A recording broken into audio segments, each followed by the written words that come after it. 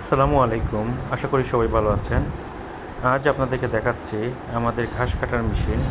এই ঘাস কাটার মেশিনটা আমরা আজ থেকে প্রায় ৪ বছর আগে আমাদের যখন ফার্মটা প্রথম দিকে শুরু করি, তখন এই ঘাস কাটার মেশিনটা আমরা সিলেট থেকে ক্রয় করেছিলাম। তো এটা মূলত হচ্ছে আসলে ইন্ডিয়ান একটা প্রোডাক্ট। তো মূলত ওইটা আমরা সিলেট থেকে ঘাস কাটার জন্য নিয়ে এসেছিলাম। তখন আমাদের এইটা তেমন একটা ব্যবহার করা হয় নাই। তো পরবর্তীতে আমরা চায়না যে মেশিনগুলো ওইগুলো আমরা ক্রয় করি এবং ওইগুলো দিয়েই আমাদের ফার্মের যে মোটা তাজাকরণ প্রকল্প মানে প্রজেক্ট যেটা ছিল সেইগুলোতে আমরা চালাইছি।